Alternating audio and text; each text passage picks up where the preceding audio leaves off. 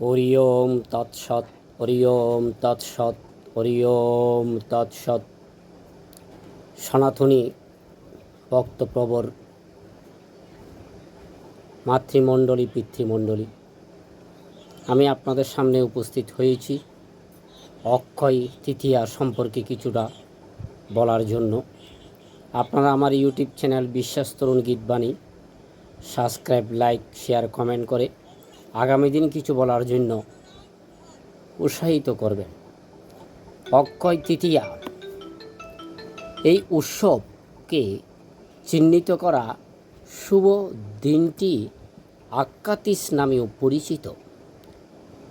এই দিনটি আকটি বা পরশুরাম জয়ন্তী নামেও পরিচিত এবং এটি একটি অত্যন্ত শুভ উপলক্ষ বলে মনে করা হয়, যা হিন্দু ও জৈন ধর্মের ভক্তদের জন্য বিশেষ শুক্লপক্ষের সময় ঘটে, যেটি চাঁদের সেই পূর্ব যখন এটি মোম হয়, সেই উৎসবটিই বৈশাখ মাসে আসে। অক্ষয় একটি সংস্কৃত শব্দ, যার অর্থ অসীম বা অনন্তহীন কিছু। এই কারণেই এই দিনটি মানুষের জন্য অসীম সৌভাগ্য নিয়ে আসে বলে বিশ্বাস করা হয়। সুতরাং লোকেরা এই শুভ দিনে সমস্ত নতুন প্রকল্প শুরু করার চেষ্টা করেন। এটি একটি ব্যবসা, একটি নতুন চাকরি, একটি নতুন বাড়িতে চলে যাওয়া বা অন্যদের এই দিনটিকে আমাদের জন্য একটি অনুস্মারক, যে আমরা জীবনে এগিয়ে যাওয়ার সাথে সাথে আমাদের বিদেহী পূর্বপুরুষদের আমাদের স্মৃতিতে রাখতে পারি। আক্কাতিস উৎসবের তাৎপর্য, এই শুভ দিনটি ভগবান বিষ্ণুকে উৎসর্গ করা হয়েছে, যিনি পবিত্র ত্রিত্বের মধ্যে মহাবিশ্বের রক্ষক। হিন্দু ধর্মের পৌরাণিক কাহিনী অনুসারে এই পবিত্র দিনে ত্রেতা যুগ শুরু হয়েছিল। এই পবিত্র উপলক্ষটি সাধারণত জনপ্রিয় পরশুরাম জয়ন্তীর সাথে মিলে যায়, যা ভগবান বিষ্ণুর ষষ্ঠ অবতার ভগবান পরশুরামকে উদযাপন ও সম্মান করে। যেহেতু এই দিনটিকে অত্যন্ত শুভ বলে মনে করা হয়, তাই সারা বিশ্বের লোকেরা এই দিনটিকে সবচেয়ে বেশি কাজে লাগাতে চায়। ফলস্বরূপ এই দিনটি যারা সোনা এবং রূপোর গহনা কিনতে ইচ্ছুক, তাদের মধ্যে অত্যন্ত জনপ্রিয় মূল্যবান ধাতুগুলো একজনের জীবনে সমৃদ্ধি আনতে বলা হয়। এই দিনে মূল্যবান ধাতু কেনা একজনের বাড়ি এবং পরিবারের জন্য সৌভাগ্য বয়ে আনে। পবিত্র দিনটি প্রায়ই যজ্ঞ পূজার আয়োজন করে উদযাপিত হয় এবং দাতব্য কার্যক্রম এই দিনে প্রাধান্য পায়। অভাবী এবং দরিদ্রের মধ্যে বস্ত্র, খাদ্য এবং অন্যান্য প্রয়োজনীয় জিনিসগুলি বিতরণ করা এই দিনের উপকারী প্রভাবকে আরও বেশি বাড়িয়ে দেয়। একজন ব্যক্তিকে ভগবান বিষ্ণুর আশীর্বাদ অর্জন করে। অক্ষয় তৃতীয়া পূজা বিধি, পরম নিষ্ঠা ও অত্যবসায়ের সাথে পূজা না করিলে এই দিবসের উদযাপন অসম্পূর্ণ। অতএব আমরা শুধুমাত্র আপনার জন্য এই দিনের একটি বিশেষ পূজা বিধি সংকলন করার চেষ্টা করেছি। আরও জানতে এবং পড়ুন। এই শুভ দিনে তাড়াতাড়ি উঠুন এবং পবিত্র জলে স্নান করুন। এটি করতে স্নানের সময় এক বালতি জলের কয়েক ফোঁটা গঙ্গা জল যোগ করুন। এই দিনে তাজা কাপড় পরিষ্কার করুন এবং সাজান। সূর্য বা সূর্য দেবকে অর্ঘ্য নিবেদন করুন। কিছুক্ষণ ধ্যান করার জন্য শান্ত জায়গায় বসুন। এটি ধ্যান পালন হিসাবে পরিচিত। আপনার হৃদয়ে আন্তরিকতার সাথে সম্পূর্ণ পূজা করার জন্য একটি সংকল্প বা ব্রত নিন। উপাসনাস্থলে এবং পূজা চৌকিতে কিছু পবিত্র জল বা গঙ্গা জল ছিটিয়ে দিন। একটি তাজা হলুদ কাপড় দিয়ে চৌকিটি ঢেকে দিন এবং এতে ভগবান গণেশ, ভগবান বিষ্ণু এবং দেবী লক্ষ্মীর মূর্তি রাখুন। লক্ষ্মীর মূর্তি যেন ভগবান বিষ্ণুর বাঁ দিকে স্থাপিত হয় তা নিশ্চিত করুন। চৌকির ডান দিকে ঘি বা তেলের প্রদীপ জ্বালান। একটি কলস নিন এবং সিন্দুর দিয়ে স্বস্তিকা তৈরি করার সময় তার উপরে হলুদ মাখুন। কলস জল দিয়ে পূর্ণ করুন। এতে কুমকুম এবং হলুদ যোগ করুন।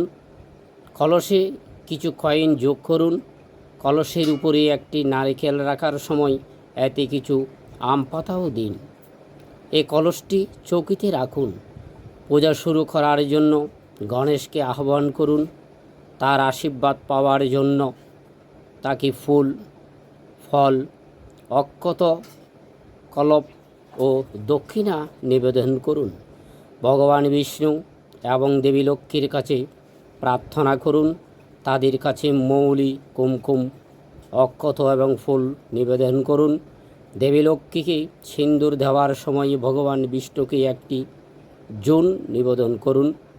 ভগবান বিষ্ণু এবং দেবী লক্ষ্মীকে সন্তুষ্ট করার জন্য মন্ত্রগুলি উচ্চারণ করুন এবং নৈবেদ্যম প্রদান করুন। আচার অনুষ্ঠান শেষ করার জন্য একটি আরতি সম্পাদন করুন এবং একটি সুখী ও সমৃদ্ধ জীবনের জন্য প্রার্থনা করুন। অক্ষয় তৃতীয়ার জ্যোতিষশাস্ত্রীয় তাৎপর্য। এই দিনটিকে অনেক শুভ উপকারিতার কারণে জাদুগুরু বলে মনে করা হয়। তাই আমরা এখন এই দিনটির জ্যোতিষশাস্ত্রীর তাৎপর্য দেখব। যেদিন সূর্য মেষ রাশিতে প্রবেশ করে সেই দিনে আকাতীত 2024 পালিত হয়। এটিও সেই সময় যখন বৃষ রাশির ঘরে চন্দ্র অবস্থান করে। এই দিনটি বৈশাখ মাসের শুক্লপক্ষের তৃতীয় দিনে। এই সময়কাল এটি বিশ্বাস করা হয় যে সূর্য এবং চাঁদ উভয়ই সবচেয়ে উজ্জ্বল। যাই হোক, এটি বোঝায় না যে তারা এই দিনে সর্বাধিক আলো নিগৃহীত করে, বরং এর মানে হলো এই মহাজাগতিক বস্তুর অবস্থান এমন যে পৃথিবীর পৃষ্ঠে সর্বাধিক আলো পৌঁছায়। এই কারণে এই সময়ে তাদের মর্যাদা সর্বোচ্চ। এই দিনটিকেই অত্যন্ত শুভ করে তোলে। ভাগ্যকে সর্বোচ্চ রাজত্ব বলা হয় এবং তাই এই দিনে একটি প্রকল্প শুরু করার জন্য একজনকে ভাগ্যবান মুহূর্তটিও দেখতে হবে না। অক্ষয় তৃতীয়ার সাথে যুক্ত আচার। এই দিনটির উৎসব যারা দেশে ভিন্ন হতে পারে, কিন্তু দিনটি সকলের দ্বারা বর্ধিত উৎসাহের সাথে উদযাপিত হয়।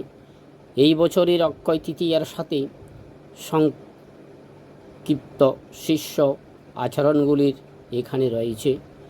ভগবান বিষ্ণুর উপাসকরা এই দিনটি উপবাস পালন করে উদযাপন করেন। তারা দরিদ্র এবং দরিদ্রের খাদ্য, কাপড়, তেল ইত্যাদি বিতরণের মধ্যে বেশ কয়েকটি দাতব্য প্রকল্পেও অংশ নেন।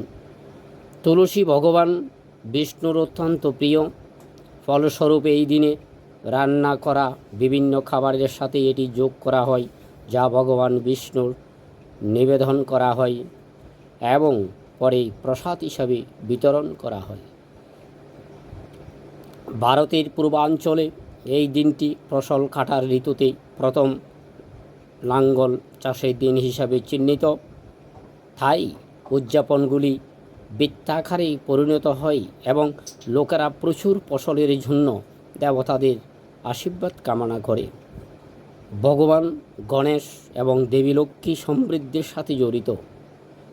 তাই এই দিনে ব্যবসায়ীরা তাদের আশীর্বাদ পেতে নতুন আত্মিক বছর শুরু করার আগে একটি বিশেষ পূজা করেন, একে হালখাতা বলা হয়। যেহেতু এই দিনটি সমৃদ্ধি এবং প্রাচুর্যের সাথে জড়িত, তাই লোকেরা সৌভাগ্যের জন্য এই দিনটিকেই সোনা এবং রূপার গহনা কেনে।